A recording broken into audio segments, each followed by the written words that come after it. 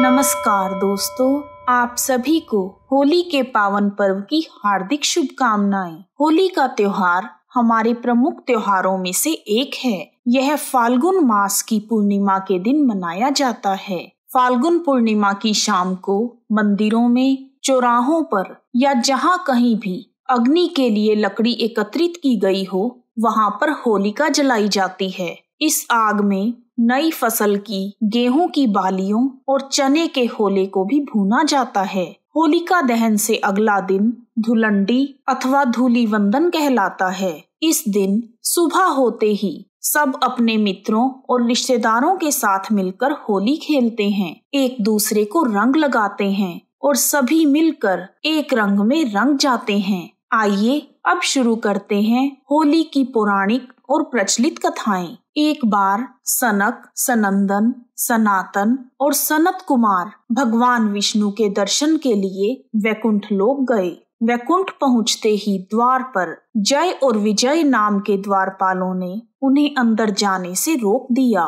तब सनक आदि ऋषियों ने कहा, हम भगवान विष्णु के परम भक्त हैं, तुम हमें उनके दर्शन करने से क्यों रोक रहे हो? तुम दोनों तो भगवान विष्णु की सेवा में रहते हो, तुम्हें तो उन्हीं के समान परम शांतिमय होना चाहिए। हमें श्री हरि विष्णु जी के दर्शन के लिए जाने दो। ऋषियों के इस प्रकार निवेदन करने पर भी जय और विजय ने उन्हें अंदर जाने से मना कर दिया। जय और विजय के ऐसे व्यवहार को देखकर ऋषियों को क्रोध आ गया और उन्होंने कहा कि भगवान विष्णु के समीप रहने के बाद भी तुम लोगों में अहंकार आ गया है और वैकुंठ लोक में अहंकारी के लिए कोई स्थान नहीं है। इसलिए हम तुम्हें शाप देते हैं कि तुम पाप योनि में जाओ और अपने पाप का फल भुगतो।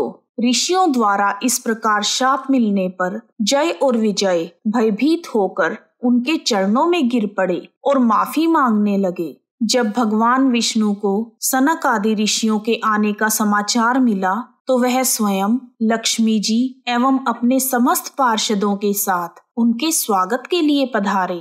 भगवान के सत्कार से सनक आदि ऋषियों का क्रोध शांत हो गया और भगवान विष्णु ने कहा, हे मुनिगणों, आपने जय और विजय को जो शाप दिया है वह मेरी ही प्रेरणा से हुआ है। ये द्वारपाल अवश्य ही इस दंड के भागी हैं। ये दिति के गर्भ में जाकर दैत्य योनि को प्राप्त करेंगे और मेरे द्वारा ही इनका संहार होगा। दैत्य बनकर मुझसे शत्रु भाव रखते हुए भी ये दोनों मेरे ही ध्यान में लीन रहेंगे। मेरे द्वारा इनका संहार होने के बाद ये पुनः वैकुंठ लोक में वापस आ जाएंगे। भगवान विष्णु के ऐसा कहते ही जय और विजय वैकुंठ से दिति के गर्भ में आ गए। कुछ समय के बाद दिति के गर्भ से 2 पुत्र उत्पन्न हुए, जिनका नाम हिरण्याक्ष और हिरण्यकश्यपु रखा गया। वह दोनों महापराक्रमी और बलशाली थे।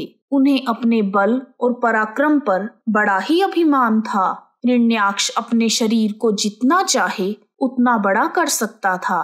उसका कोई निश्चित मापदंड नहीं था। उसने अपनी हजारों भुजाओं से पर्वत, समुद्र, द्वीप और संपूर्ण प्राणियों सहित पृथ्वी को उखाड़ लिया और सिर पर रखकर उसे रसातल में ले गया। यह देखकर सभी देवता भय से पीड़ित होकर हाहाकार करने लगे और रोग शोक से रहित भगवान श्री विष्णु नारायण की शरण में गए। बोलो विष्णु भगवान की जय। सारा वृतांत जानकर श्री विष्णु भगवान ने वराह रूप धारण किया। वराह रूप में भगवान श्री हरि की बड़ी बड़ी दाढ़ें और विशाल भुजाएं थी। उन्होंने हिरण्याक्ष के साथ युद्ध किया और उसे मार गिराया। पृथ्वी को रसातल में पड़ी देखकर भगवान वराह ने उसे अपनी दाढ़ पर उठा लिया और उसे पहले की भांति उसके निश्चित स्थान पर स्थापित किया। अपने भाई हिरण्याक्ष की मृत्यु का समाचार पाकर हिरण्यकश्यपु बहुत दुखी हुआ। तब उसने कठिन तपस्या करके ब्रह्मा जी को प्रसन्न किया और यह वरदान प्राप्त किया कि न वह किसी मनुष्य के द्वारा मारा जा सकेगा और ना ही पशु के द्वारा, ना दिन में ना रात में, ना घर के अंदर और ना बाहर, ना ही किसी अस्त्र के प्रहार से और ना ही किसी शस्त्र के प्रहार से उसके प्राणों को कोई डर रहेगा। इस वरदान ने उसे बड़ा ही अहंकारी बना दिया और वह अपने को अमर समझने लगा। अपने अहंकार के चलते वह तीनों लोगों को प्रताड़ित करने लगा। उसने अपने राज्य में भगवान विष्णु की पूजा को वर्जित कर दिया और स्वयं को भगवान मानने लगा। परंतु प्रभु की लीला देखिए, उसी दैत्य की पत्नी कयाधु के गर्भ से महातेजस्वी बालक प्रहलाद का जन्म हुआ, जो भगवान विष्णु का परम भक्त था। वह गर्भ में रहते हुए भी श्री हरि भगवान में ही अनुराग रखता था। पिता के लाख कहने के बाद भी प्रहलाद भगवान विष्णु की भक्ति करता रहा। हिरण्यकश्यपु ने अपने पुत्र को मरवाने की बहुत कोशिश की, परंतु भगवान श्री हरि उसकी रक्षा करते रहे और उसका बाल भी बांका नहीं हुआ। हिरण्यकश्यपु की बहन होलिका को भगवान शंकर से वरदान मिला था कि अग्नि उसे जला नहीं सकती। होलिका प्रहलाद को अपनी गोद में लेकर चिता पर बैठ गई। प्रहलाद भगवान विष्णु को याद करता रहा और भगवान की कृपा से वह आग प्रहलाद के लिए बर्फ के समान शीतल हो गई और होलिका उस आग में जलकर भस्म हो गई। बोलो विष्णु भगवान की जय। होलिका दहन के दिन होली जलाकर होलिका नामक बुराई का अंत और भगवान द्वारा अपने भक्त की रक्षा का जश्न मनाया जाता है। भविष्य पुराण में होली के त्योहार से जुड़ी एक कथा के अनुसार राजा रघु के राज्य में दुंडा नाम की एक राक्षसी ने भगवान शिव से वरदान प्राप्त करके छोटे बच्चों को सताना शुरू कर दिया। उसके डर से बच्चे रोग से ग्रसित होने लगे। तब प्रजा ने भयभीत होकर अपनी पीड़ा राजा रघु को बताई। तब राजा रघु ने महर्षि वशिष्ठ से इसका उपाय पूछा।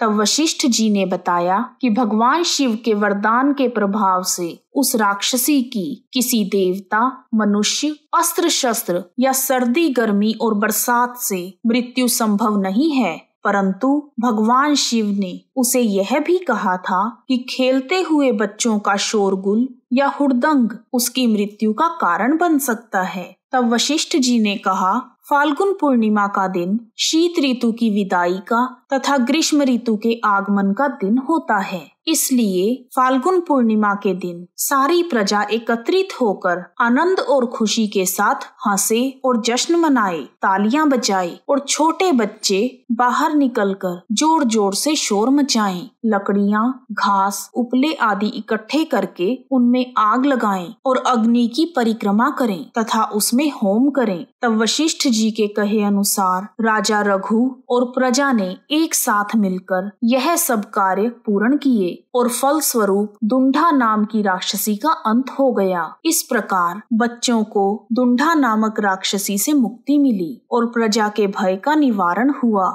और इसीलिए होलिका दहन के दिन लोग देर रात तक होली के गीत गाते हैं तथा नाचते हैं। द्वापर युग से जुड़ी एक घटना के अनुसार फाल्गुन पूर्णिमा के दिन ही भगवान श्री कृष्ण ने अपने बाल रूप में पूतना नामक राक्षसी का अंत किया था और जैसे ही पूतना का अंत हुआ उसका शरीर लुप्त हो गया और ग्वालों ने पूतना का पुतला बनाकर उसे जला दिया। इस प्रकार होलिका दहन समाज की समस्त बुराइयों के अंत का प्रतीक है। यह बुराई पर अच्छाई की विजय का सूचक है। होलिका दहन से अगले दिन धुलंडी का त्योहार मनाया जाता है। इस दिन सभी पड़ोसी, रिश्तेदार और मित्र सब प्रकार की ईर्ष्या और द्वेष को भूलकर एक रंग में रंग जाते हैं। पौराणिक कथाओं के अनुसार सबसे पहले भगवान श्री कृष्ण ने राधा जी के संग होली खेली थी, जिसके बाद यह रंगों से खेलने की परंपरा शुरू हुई। भगवान श्री कृष्ण और राधा रानी एक दूसरे से प्रेम करते थे। श्री कृष्ण भगवान के श्याम रंग के कारण राधा रानी उन्हें चिढ़ाया करती थी। तब कृष्ण भगवान चिढ़कर यशोदा मैया से पूछते थे कि राधा गोरी क्यों है और मैं काला क्यों हूँ। कृष्ण जी को इस प्रकार दुखी देखकर यशोदा माँ ने चंचलता पूर्वक सुझाव दिया कि उन्हें राधा के चेहरे पर भी अपनी पसंद का रंग डालना चाहिए। यशोदा मैया की बात सुनकर कृष्ण भगवान प्रसन्न हो गए। वह तुरंत ही राधा और सभी गोपियों को रंग लगाने चले गए। माना जाता है कि वह दिन फाल्गुन महीने के ही खूबसूरत दिन थे। तभी से रंग लगाने की यह परंपरा शुरू हो गई। आज भी मथुरा, वृंदावन, बरसाना और ब्रज में वैसे ही होली खेली जाती है जैसे श्री कृष्ण भगवान खेला करते थे। ब्रज की होली राधा कृष्ण के प्रेम से सराबोर होती है, जिसमें लोग कृष्ण और राधा का रूप लेकर नृत्य करते हैं और होली खेलते हैं। नंदगांव के पुरुष इस दिन राधा जी के जन्म स्थान बरसाना में जाकर होली खेलते हैं और बरसाना की फूलों की होली पूरे विश्व भर में प्रसिद्ध है। लोग विदेशों से भी बरसाने की होली देखने के लिए आते हैं। इसके साथ ही एक पौराणिक कथा के अनुसार आदि शक्ति भवानी ने हिमालय पर्वत के राजा हिमवान के घर जन्म लिया और उनका नाम पार्वती रखा गया। पार्वती माता भगवान शिव से विवाह करना चाहती थी और वह नारद जी के कहे अनुसार तपस्या में लीन हो गई, लेकिन भगवान शिव अपनी कठोर समाधि में लीन थे,